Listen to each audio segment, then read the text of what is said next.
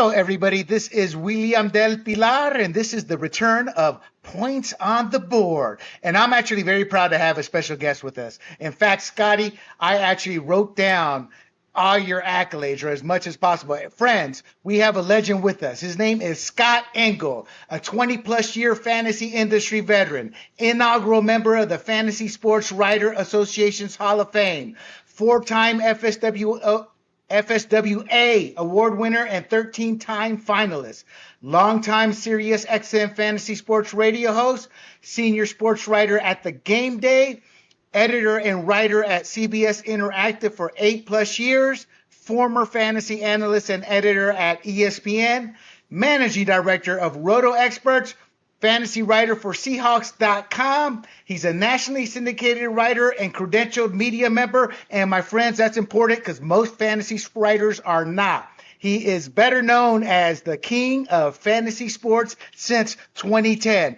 And I can tell you people this, everything I said about Scott is well earned. He was there from the beginning. I'm proud to call him my friend. We grew up through the ranks together. Scotty, it's great to have you on. How are you doing, sir?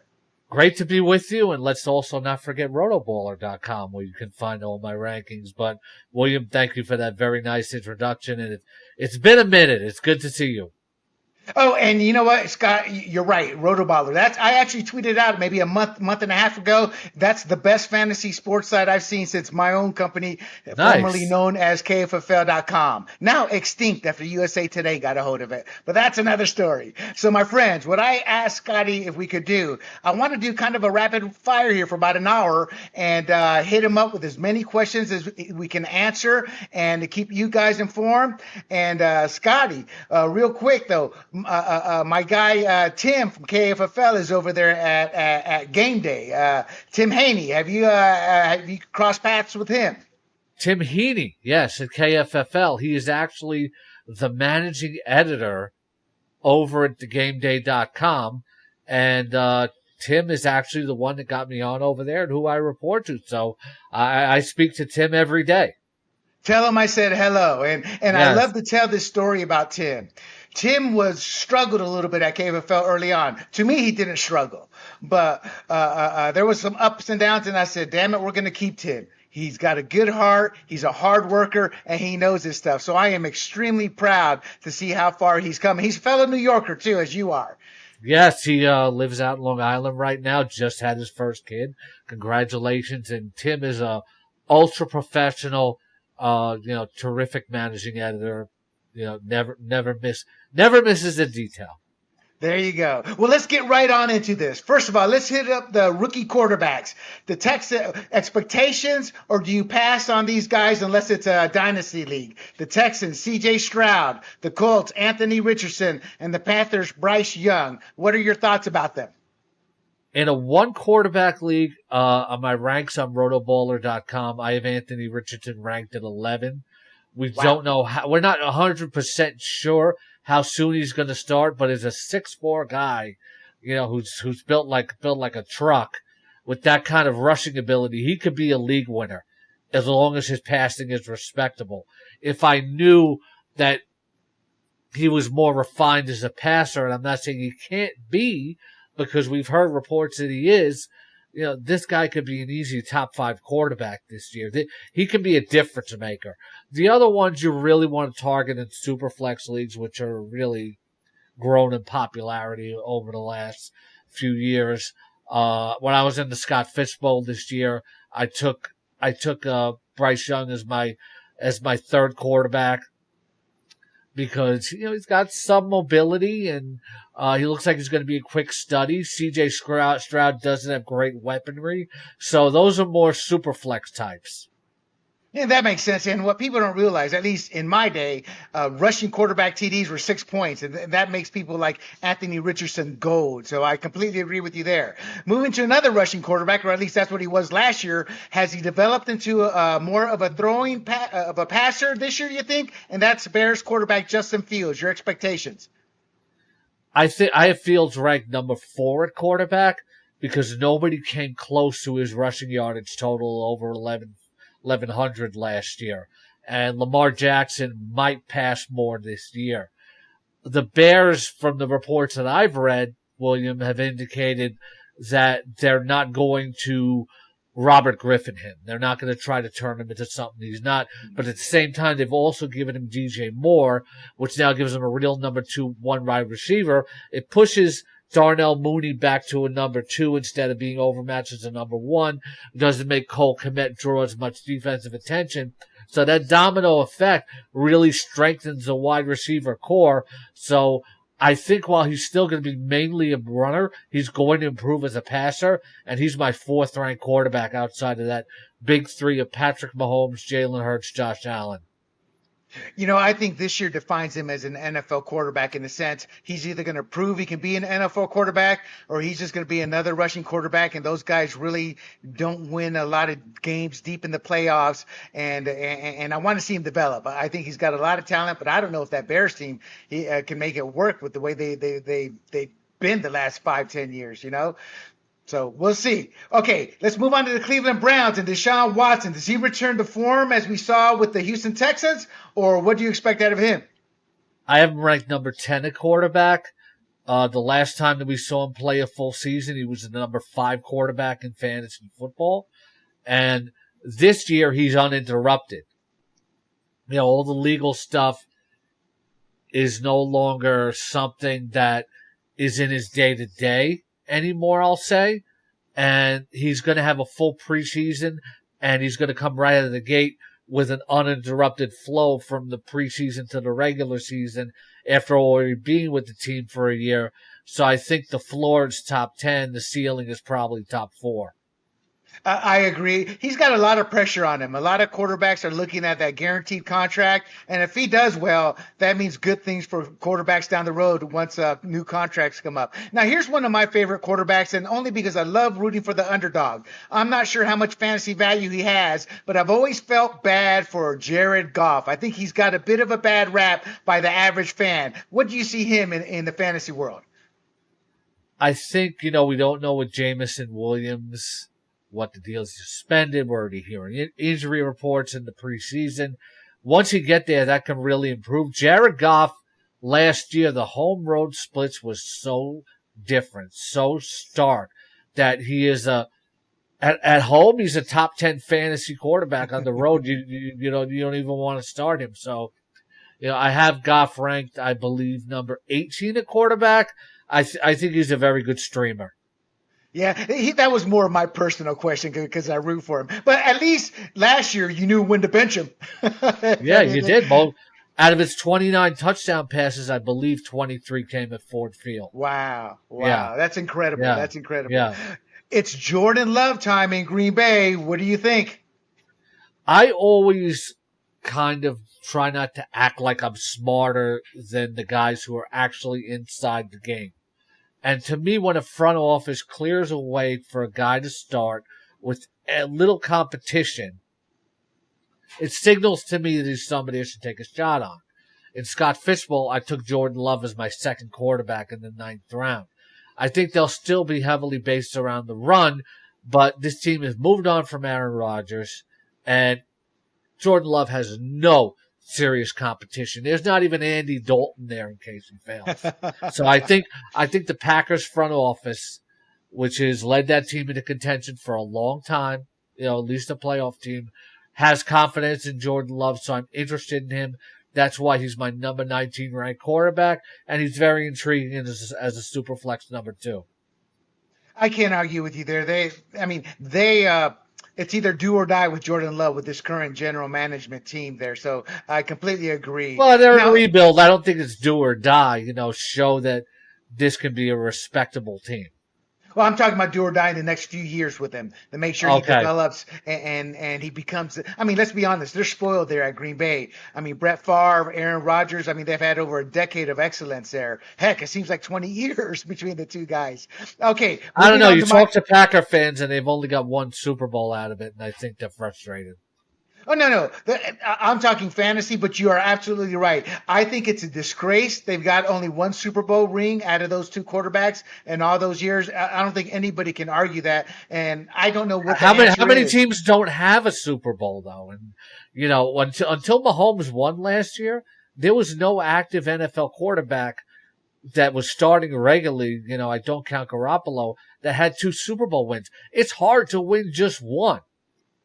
No, you're right. I mean, look at the teams we mentioned: the Texans, Colts, Panthers, the Browns, Ask a the Lions fan Lions. if they'd have liked to have one Super Bowl, in the last 23 years.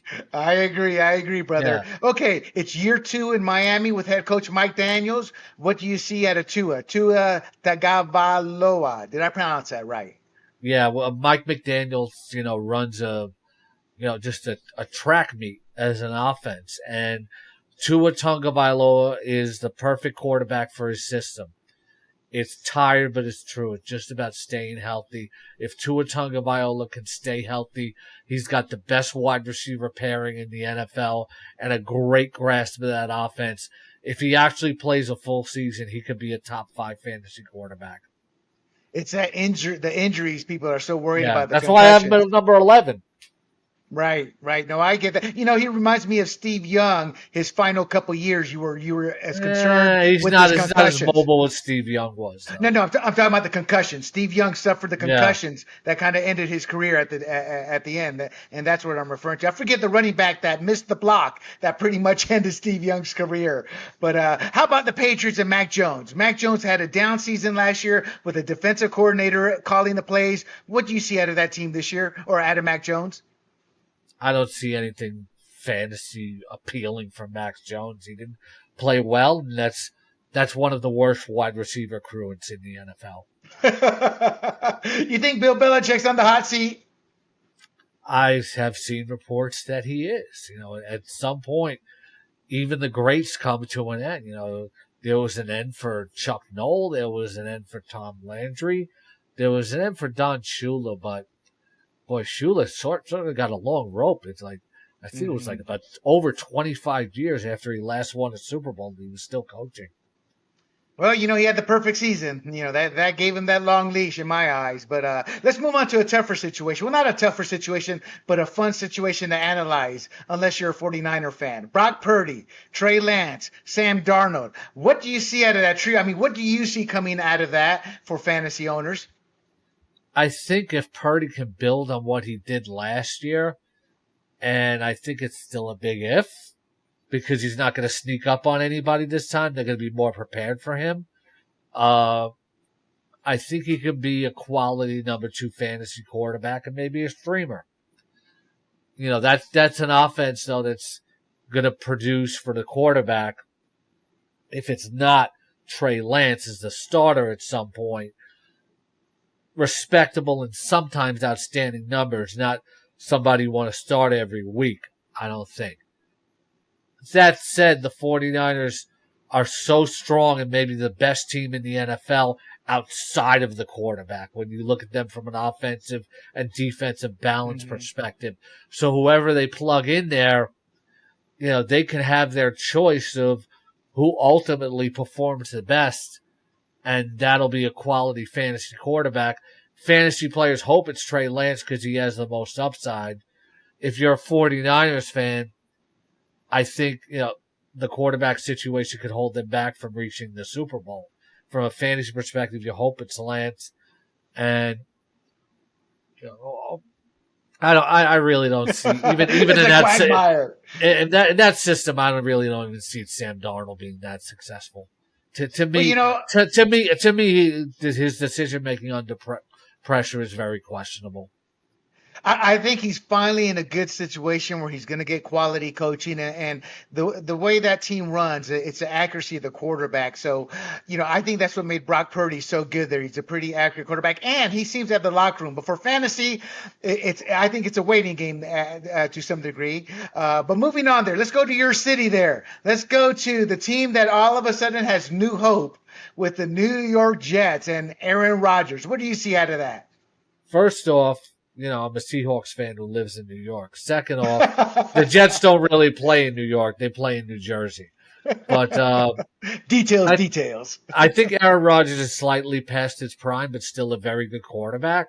He's not, as a Sports Illustrated scout, as an NFL scout told Sports Illustrated, he's not quite as mobile and makes those off-schedule plays like he used to. Mm-hmm. But then again, Aaron Rodgers is actually smiling, when you see him with the Jets. When's the last time you saw him? I think Rodgers can have a pretty darn good season, and the Jets are not a Super Bowl team; they're a playoff team. But they also don't have an ideal number 2 wide receiver. They have a bunch of number 3s and number 4s, and I think that's going to hold the offense back a little bit.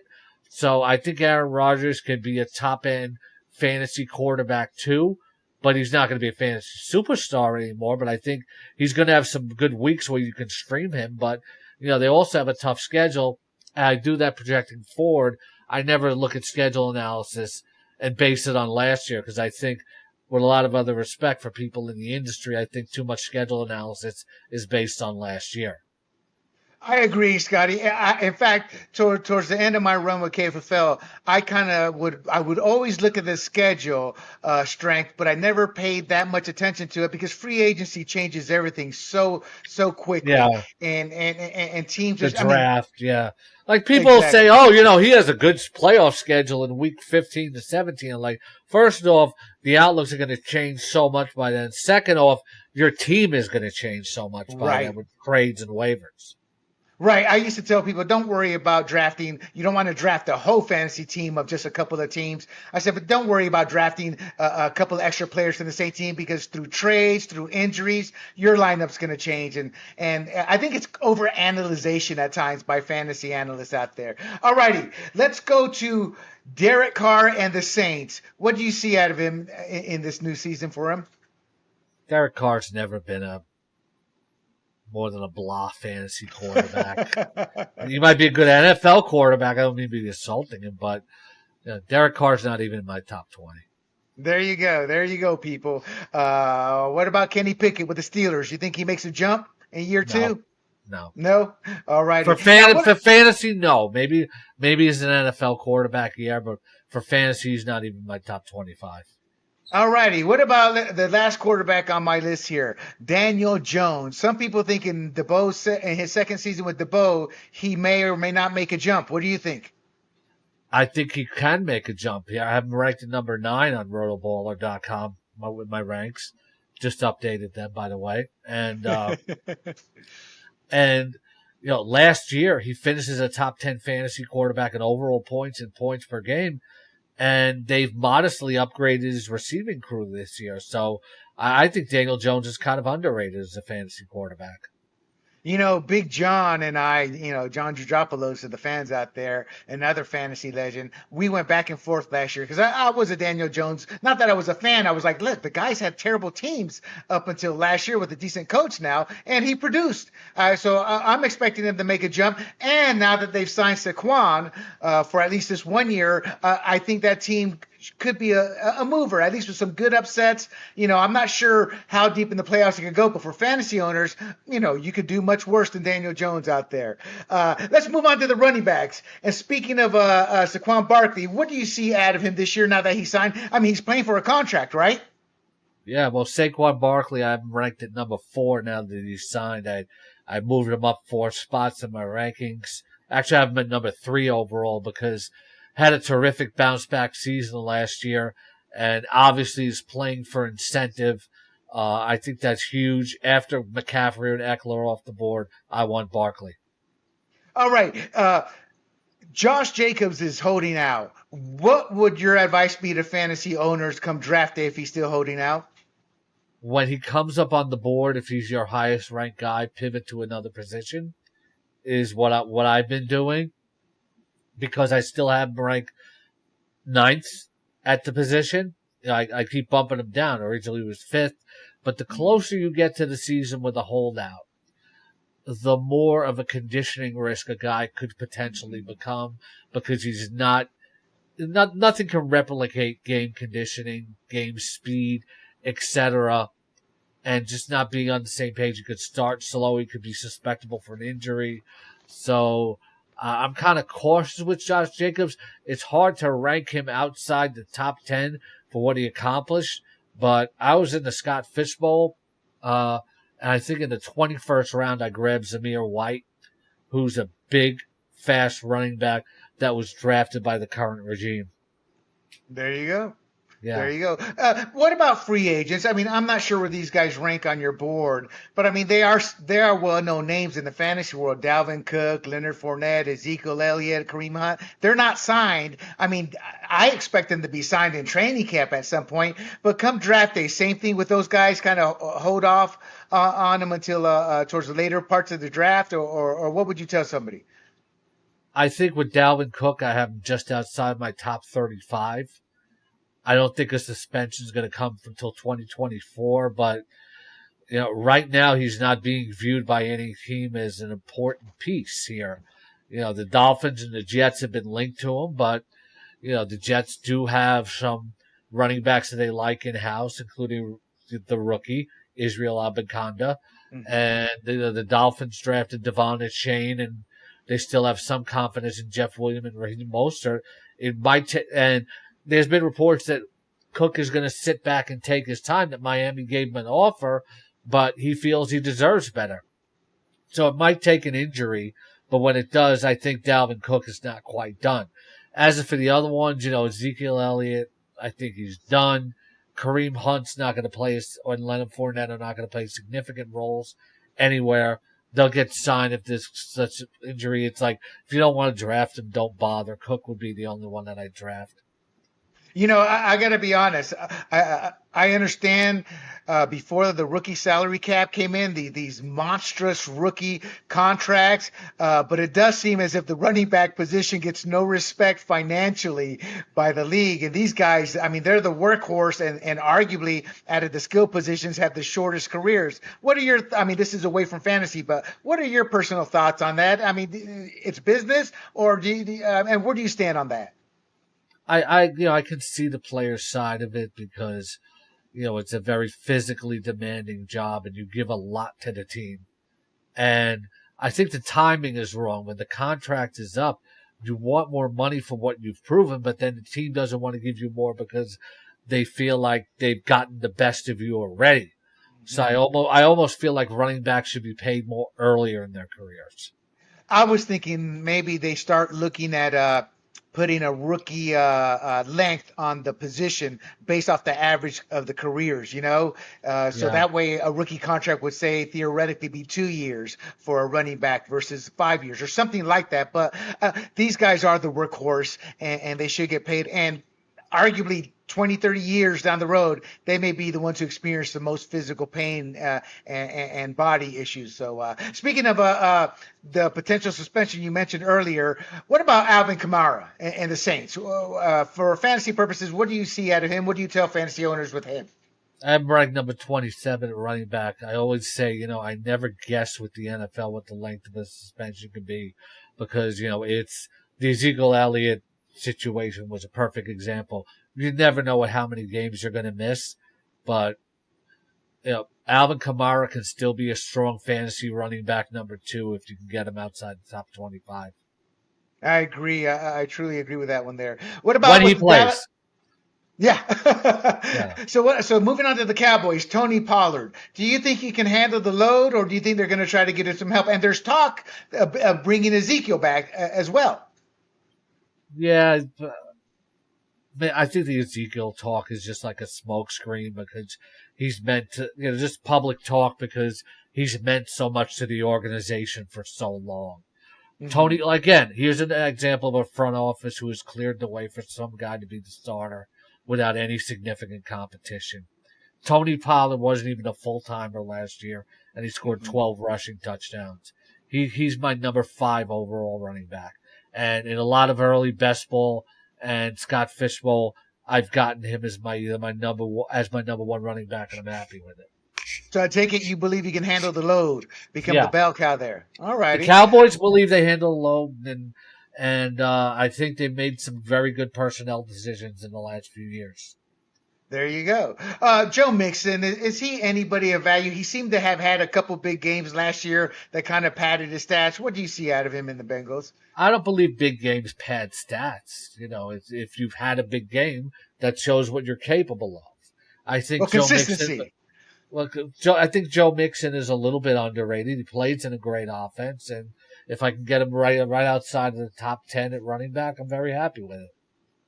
All righty, there you go. I kind of saw a couple of the numbers for he had one big game. Kind of reminded me of Rodney Hampton when I was looking him up in the sense not Yeah, Rodney. but if a guy has a big game, it's and I'm not saying you're doing this, but one thing that annoys me, I have pet peeves. People say, well, if you take away this game or that run, you just did this. You don't take it away. It shows what the guy is capable of.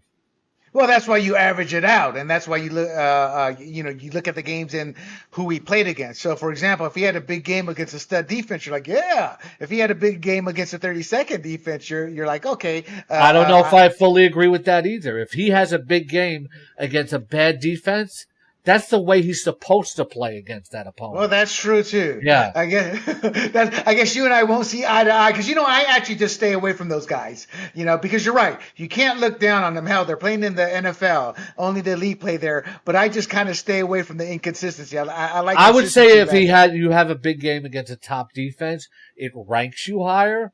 Mm-hmm. But if you have a big game against a bad defense, well, you can't be considered a quality running back if you don't do that.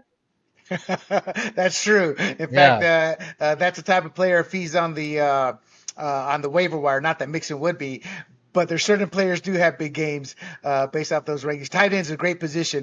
That's why we call it streaming. You look for those players. What about Najee Harris in Pittsburgh? Do you think we get a return to form to his rookie season this year? He's going to get a lot of volume, but you can't see any upside in an offense. He's not somebody you want to draft in a high-stakes competition like the FFPC or the NFFC or a best ball league. But if you're in a regular home draft and you want somebody who's going to be dependable and give you a lot of volume, then you draft Najee Harris. Right. And that is one thing I do look at his volume, at least for depth on the fantasy roster there. At least he's going to touch the ball there. What about Derrick Henry with Tennessee? He's been a stud for such a long time. He's getting a little bit long in the tooth. They just added DeAndre Hopkins. They're talking about opening the offense up. What's that mean for fantasy owners of Derrick Henry? I still have him ranked at number 8. That offense is still built around him. You're not going to open up an offense with Ryan Tannehill, a quarterback, or a rookie. Yeah. So, Derrick Henry on the field, still going to bowl people over, still going to truck them. He's Derrick Henry.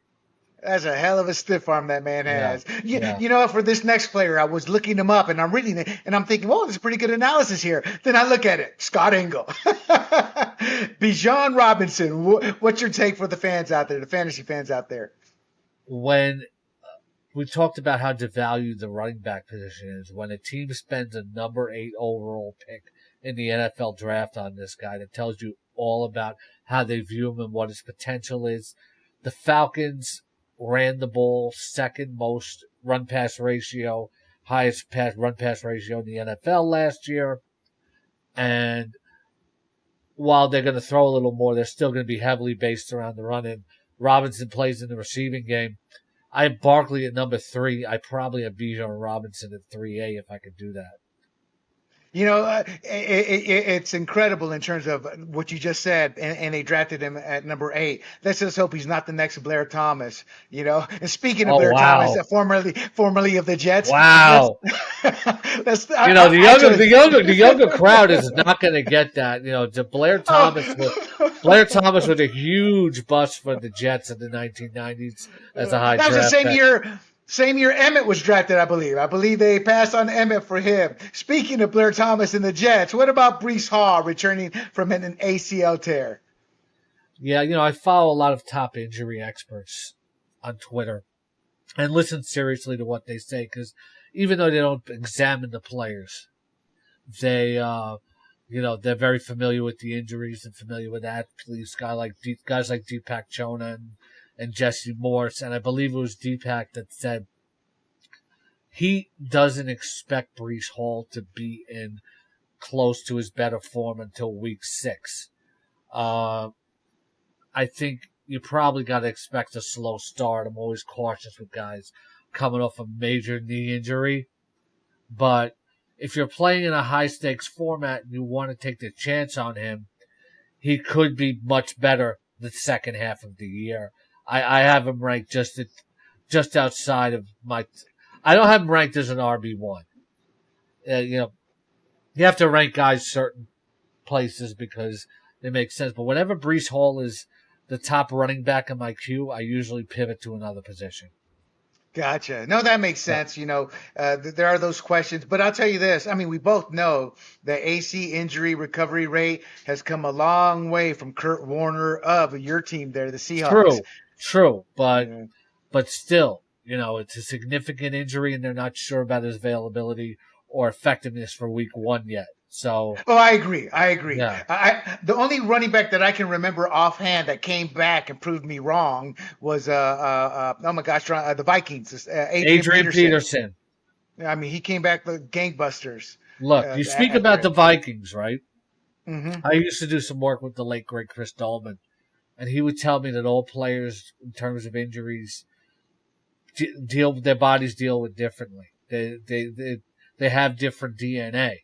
So, some injury players are more injury prone than others. Others recover faster. We do have data and, past precedent to weigh on, but nobody's going to know for certain how quickly Breece Hall is going to recover. But from all the reports that we've seen, it's still uncertain for early in the season. No, I agree.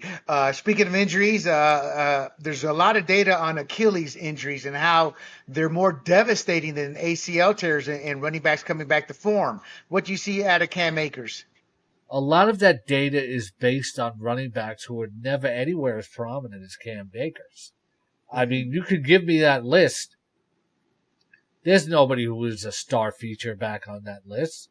D'Onta Foreman, made a nice comeback. And you talk about the progress in ACL, the way they treat things medically. Cam Akers was a leading rusher in the league the last 5 weeks of the season. Mm-hmm. So, and I know he's going to get volume. I have him ranked at 22 at running back, but I'm very concerned about that offense. How consistent are going to be the touchdown opportunities, and how often are they going to be game scripted out for Akers? Mm-hmm. So I'm kind of cautious on them. Right. And you're right about that. I did run across that as well in my research of the Achilles. There weren't there weren't any prominent I don't think there were any outside. Mm-hmm. Yeah, I didn't find any prominent names, like you said, D'Onta Foreman, but I don't think anybody's going to mistake him. D'Onta Foreman. Yes. Yeah. But so I think Cam Akers is actually going to be a test case for a lot of people based off who he was before that injury. Let's move on to the receivers here. As I earlier mentioned, DeAndre Hopkins was signed by the Titans. I think he's going to be a volume receiver. What do you see out of him for fantasy owners? Where do you think they should be drafting him at? I have him ranked as receiver 18. I think he's still good, but he's not as explosive in terms of downfield ability anymore. But he can still catch everything that's going to be thrown to him. So I don't see him as an upside play, but he's still going to command a lot of respect for that offense and be a number one wide receiver for them. So I'm comfortable with him as a solid wide receiver too. In best ball and high stakes, though, you're always looking for upside. And I kind of steer clear of DeAndre Hopkins, and I rank him lower in those sort of formats. Well, he is on the wrong side of 30, and he the last couple of years. I think we overrate that sometimes. Something I definitely. I don't know. I think we definitely overrate it. With all respect to you and anybody else that says it, people will use 30 as the marker for significant decline at every position. It's really for running back. It's not for receiver. If you remember the late great Mike Taglieri of Fantasy Pros, he would do annual studies on receiver decline. And most receivers really don't fall off a cliff until age 32 or 33.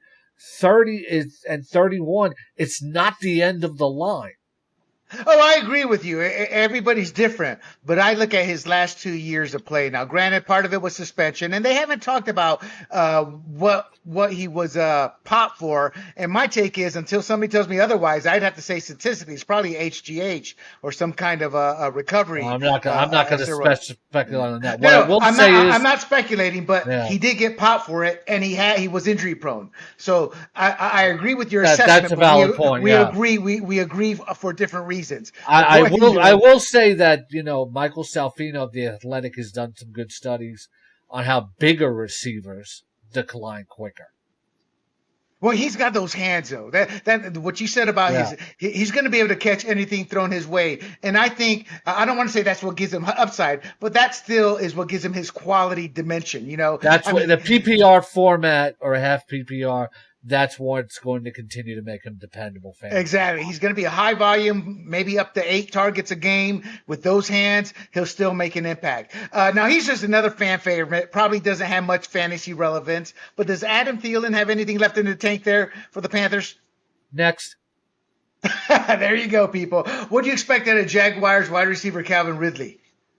I think a year off for anybody, or as much time as I've been over a year, is a lot to ask. So I wouldn't be surprised if he starts slowly and comes on stronger late. They also have a lot of targets to go around in that very deep receiving game. It's like Trent Baalke, when he left the 49ers, was getting ripped for the way he put that team together. Mm-hmm. And he took guys last year, brought them all in. I said, what is everybody excited about with Jacksonville? These are all proven failures. And just about everybody had a career year, in the receiving crew. So it's a deep receiving crew. He's coming off a long layoff. I like him, but I have him ranked at number 18. Yeah, he needs to reacclimate himself to the NFL game, I guess, huh? Yeah, he's still going to be a very good wide receiver, but I think you're going to have some patience with him in terms of him getting back up to speed, etc. Playing on a team where there's a lot of other targets and a lot of other playmakers on offense. I'm with you on that one, brother. What about the Chiefs? Skyy Moore, disappointment. Does he finally come through this year, or who would you be looking at on the Chiefs roster as a receiver to target? Kadarius Toney's already underwent preseason surgery. You're a fantasy football historian. This guy's the new Percy Harvin. It's okay. Whatever he's available, he's explosive, but how often is he available? And I always, will salute Percy Harvin because, kickoff return Super Bowl 48. But, there's no disrespect to Percy Harvin. It's just I wish he would have stayed more healthy. But can't trust Tony. Skyy Moore, there are a lot of reports coming out during the offseason, preseason, how he's going to replace Juju Smith as a slot receiver for Kansas City, which gives him some dependability. I have him ranked just inside my top 40. And, Rashee Rice is maybe a bigger playmaking target, but, the Chiefs are interesting. They don't have any proven wide receivers or guys that they can count on. So it's really up to what Patrick Mahomes can make out of these receivers. And, Mahomes' favorite target seems to be Travis Kelce every year, regardless. You think so? Yeah. Yeah, So we'll see. We'll see how that pans out. It's funny on Kadarius Toney. I guess there was a Twitter guy talking trash to him. He responded. They were going back and forth, and the Twitter guy goes. He was saying that somebody hacked his account. There was. Oh, is that what it was? Reportedly, Kadarius Toney was attacking all these Giant fans in their DMs, but he came out and said he never did it. I would tend to believe that because there comes a point where, dude, he's just a fan. Let it go. They're haters out there. But it was so funny. This fan responded, if he comes at me, I'll just take him out from the hamstrings. It was just hilarious. But you're right. I would believe that's one of the few hacks I would actually believe. What do you see out of Bears wide receiver DJ Moore? I think, we've seen him play well with some very bad quarterbacking. But I don't know what the volume is going to be passing-wise on that offense. So I'm hesitant to rank him inside my top 15. I have him ranked just outside the top 20. Gotcha. No, that makes sense. What about the Cowboys wide receiver Brandin Cooks? Brandin Cooks always seems to have had this great talent, but can't seem to find a team to stay with long term. This is the best quarterback he's going to play with since he's been with Brady in 2017. The Cowboys made a mistake, and they admitted by letting Amari Cooper go. Mm-hmm. And now they get back a really good number 2 wide receiver. And I have Brandin Cooks ranked at number 30 with a bullet. I think if you can get him as a number 3 wide receiver for your fantasy team, I think you're going to be pretty happy. So you think so? So if I'm interpreting you right, you thinking where you get him, if you get him there, you're getting somebody with some upside then. I think so. I think the Dallas Cowboys, I was writing about it today on thegameday.com. You can check it out at thegamedayfootball.com. I think the Dallas Cowboys have a legitimate shot to win the NFC this year. There's a lot of pressure on that team from the head coach to the quarterback, to the Tony Pollard's going to have a lot of pressure on him now because Ezekiel Elliott was a fan favorite. A lot of pressure on that team. So it's going to be interesting to see how they pan out, if they crumble under pressure or if they rise to it. The head coach, has had a lot of experience under pressure. He's been to several NFC championships. He's won a Super Bowl. So if he gets back in the playoffs again and gets on a deep run, just because he's failed, he can go based on that experience and make some sound decisions here. McCarthy's a good coach. Right. And Dak Prescott, just because he hasn't done it up until now, doesn't mean he can't do it this year. The NFC is wide open, okay? Look at the Eagles. Only the 2018 Patriots since 1993 have been a team that's lost to the Super Bowl and got back the next year. Nobody since 2004 has repeated as the champion in the NFC East. So the Cowboys can not only win the NFC East, they can get the number one seed. San Francisco doesn't have a quarterback that has any inkling that Purdy did good last year, but that's a small sample size and he's not going to sneak up on anybody. The Cowboys are very good on offense, very good on defense. You look at the depth chart. We don't look on things on paper anymore, so we don't say that. Right. You look at the depth chart of the Cowboys, they're as good as anybody in the NFC. It's funny because and a terrific defensive coordinator. Right.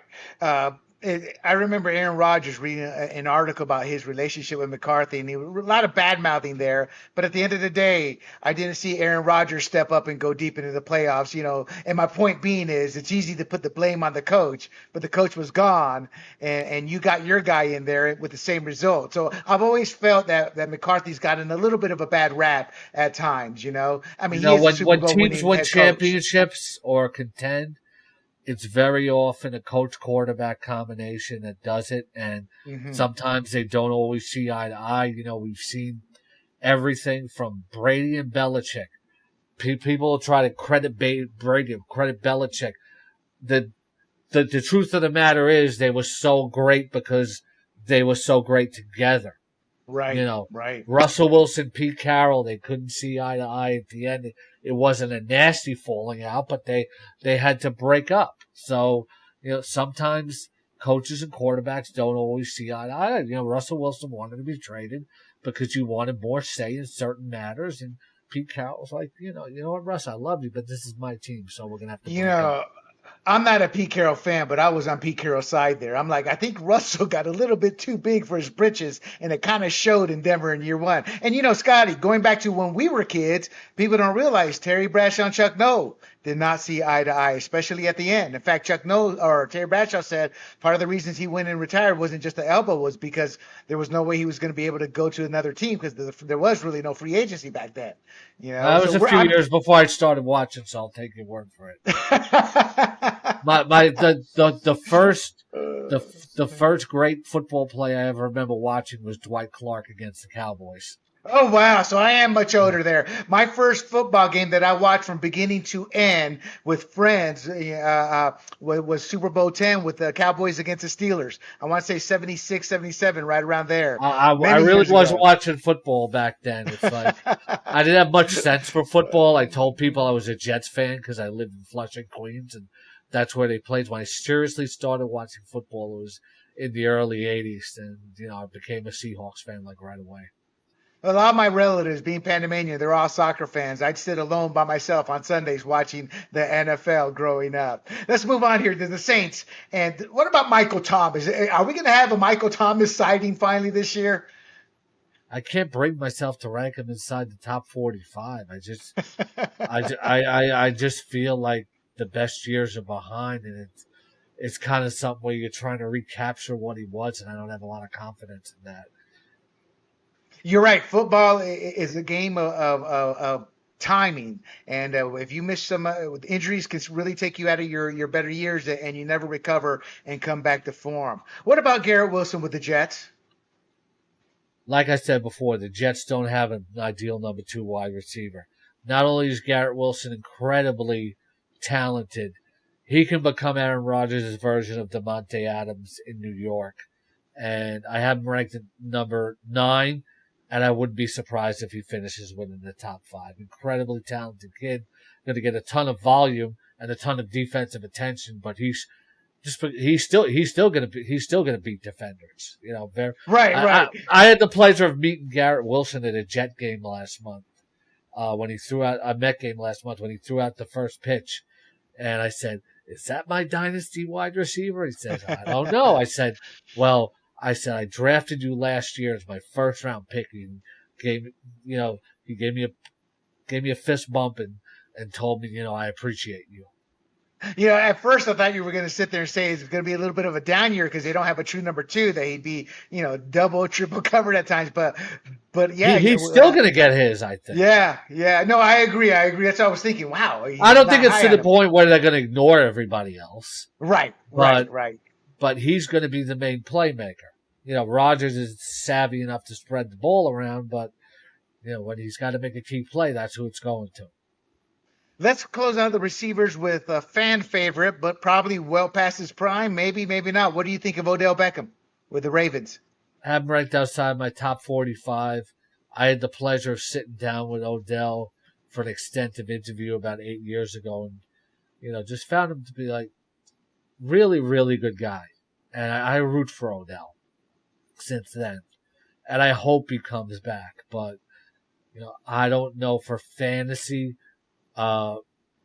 If I could draft him as a wide receiver 4, mid-range fantasy wide receiver 4 with some hope there. The last time we did see him healthy with the Rams, he was still commanding a lot. I like Odell Beckham better for real life than for fantasy because I think he's going to command a lot of defensive respect, open things up for other people, and he'll make key plays. But if you're looking for consistent statistic fantasy-wise, I don't think he's anything more than a mid-range wide receiver 4. I agree with you. I hope that Odell Beckham, though, because I only judge people by how they treat me, and I'll always pull for Odell Beckham. Right, and most fans don't realize, and I learned this at the Senior Bowl, before the Senior Bowl and the Combine were these big-time events. Man, a lot of these players, they are really down-to-earth people, It's the media hypes them up too much or badmouths them too much. In fact, I used to tell people about Odell Beckham, I go, Odell's not the problem in terms of the media. It seems to be his father that gets him in trouble, Yeah. So It's you not can never always, tell. It's not always reflected. Like Cam Newton used to tick a lot of people off with how he acted. But when I discovered how just he was the nicest guy off the field to the fans, just children and disabled people and just anybody that came to training camp and asked for his time. Like Cam Newton was the most generous guy with his time to the fans. With the media, he might say stuff that would tick people off or whatever, but I developed a whole new level of respect for Cam Newton when I found out how he just treated the fans in Carolina and the community. What I liked about Cam is when he would get into it with a fan, and I don't mean in a bad way, meaning, the trash talk. It's kind of like you're back in high school with the trash talk, because he treat that fan equally and just crack on them hard. I mean, he was just in the news a few days ago with the fan saying, well, I got as many rings as you do. And he comes back, yeah, but you ain't got my bank account, do you? That's just a classic Cam comeback there. So I get what you're saying. Let's start wrapping this up with the tight ends here before I ask you for your a couple of sleepers here. But the tight ends, it seems like we've been expecting a lot out of Kyle Pitts now for a couple of seasons, and we haven't gotten it. What do you see out of him this year? You have to get one of the top 7 tight ends. You got to move on the position early, because otherwise you're playing with too much hope. Sometimes you're throwing darts. So, you want Obviously, Kelsey's going to go in the first round. Then Andrews, Hawkinson, Kittle, Waller, Pitts, and Goddard. If you're drafting outside of that, you're kind of shaky at the position. Tight end, you have to. Yeah, we know this about Pitts, William, but tight end is such a thin position, and he's so talented and going to play such a large role in the offense that if you miss out on the top 5 guys, or maybe even the top 4, you have to take a shot on him because the front office has cleared the way for Desmond Ridder to be the starter, and it's going to be him and Drake London in the passing game. I'm not expecting anything from Cordarrelle Patterson as a receiver. We've seen him as a receiver in the past. He's better as a runner. So it's all about London and Pitts in that passing game, as much as they're heavily based around the run, and some Bijan Robinson lining them up, throwing them out to the backfield. We know that Kyle Pitts has been a disappointment, but compared to what else at the position, what are you going to get out of Kyle Pitts compared to, say, Pat Freiermuth? What are you going to get out of Kyle Pitts compared to Cole Kmet? You know, the floor is not anywhere Kelsey-like, but it's still going to be better than a lot of other guys in the position. And the upside is that he could have the breakout year. Experienced fantasy players know, tight end's the toughest position to develop at in the NFL. He's now in his 3rd year. That's a year where the statistical light goes on for many guys. He's been disappointing, but it's just been his first 2 years. How many rookie tight ends really bust out? We have Evan Ingram when he was with the Giants. Kyle Pitts all tight ends go through struggles throughout the first 2 years of their career. If those have been the struggles for Kyle Pitts, it says a lot about his ceiling. No, I agree. In my day, same thing. People sit there and say, so how do you win? I sit there and say, one reason would be the tight end. I'd always secure a top echelon tight end because it's one of the positions. Once you miss out on him, you're really struggling at it. And I'd rather have the given points there. And it puts you, I'd rather grab a higher end tight end where other people will be grabbing their 2nd or 3rd RB or something to that nature. So I wholeheartedly agree. And you mentioned that Mark Andrews, he had a down second half of the season last year. He's now going to be in a better offense. I mean, how high do you see his ceiling? I'm ranked 3rd at tight end. A lot of people automatically take him as the 2nd guy off the board, but who's your second? Because he had a down. It's T.J. Hawkinson, because I believe he's going to be the clear number 2 pass catcher for the Vikings. Addison will be a nice number 3. But there's so much more. Mark Andrews has always been based on that he's been that guy in the offense. He's been the clear number 1 target. Yeah, this is the best receiving crew that Lamar Jackson is ever going to have. Lamar Jackson has never been surrounded with this kind of depth of receiver to have Odell Beckham, Rashad Bateman, and Zay Jones. So he's going to share more targets than ever before. So when people take Andrews early, 3rd round, I let him go. I'll take Hawkinson, or you know what? I'll wait till like the 5th or 6th round and get Darren Waller. Oh, there you go. Yeah. Okay. Those were all the questions I had. It wasn't as rapid as I thought it'd be, but it was some good info. So, Scotty, give me your bust. I can't be rapid. I'm sorry. Hey, to each their own. As long as I gotta be informational. I can't be rapid. No, I get you, brother. So give me a bust this year that you think people should just stay away from and clear. Just don't go near. I think that's a long list for me. I mean, you got to rank everybody somewhere, right? It's right. But who's the guy you think that everybody's drafting too high that you would just completely stay away from? I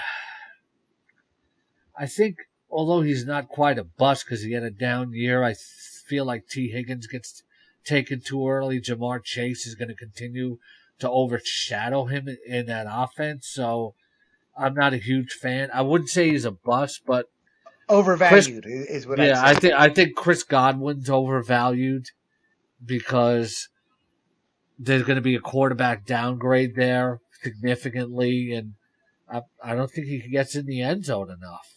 So That's a good point you bring up. I used to tell that to people. I don't look at bust as much as overvalued based off where they're drafted and my statistical projections. So that's a better wording, overvalued. What about yeah, undervalued or a sleeper? Who do you think people should sit there and target towards, say, the middle, the later rounds that you think is going to drop and shouldn't drop? I think Russell Wilson, who I ranked 17 at quarterback, could be for a big rebound year. There's no floor there, but there's a ceiling playing with Sean Payton and Joe Lombardi. Last year the problem with Wilson is he went to a team and a coach and a front office that says, we're going to build everything around you because that's what he wanted in Seattle. Russell Wilson's best seasons have never come when an offense has been built around him. Winning comes for him when he's surrounded by a solid defense, a dependable running game, and he can work off play action and hit guys deep. And I think Sean Payton is coming in and saying, we're going to do it my way, but I'm going to get you back to being a good quarterback. So Russell Wilson has some potential to get back in the top 10 at fantasy quarterback. Also a deep sleeper tight end, I think, is Jelani Woods of the Indianapolis Colts. Anthony Richardson, a lot of times young quarterbacks will lean on their tight ends at times. Right. And we saw some about 2 spike games from Jelani Woods last year, and at 6'7", 253, he's going to be a touchdown target for Anthony Richardson. Yeah, I'm shades of Plaxico Burress, just that tall, lanky guy, being able I don't to think Plaxico reach was out. 253 pounds, though, right? Well, I mean, he had those long arms, he could sit there and pluck some catches, or oh gosh, the ex-Chargers guy went to the Bucks, was able to I Callum can't Winslow remember. Jr.? No, Oh, no, no, no, no, not no, Callum. no. A receiver. Oh gosh, he just retired maybe a couple Oh, years ago. Vincent Jackson, yeah. There you go. Yeah. Then, Yeah. those guys with these lanky arms that can go up and just snag those balls. But so, Scotty, I thank you for your time. And you can be found at Game Day at the Seattle Seahawks The Game Day, website.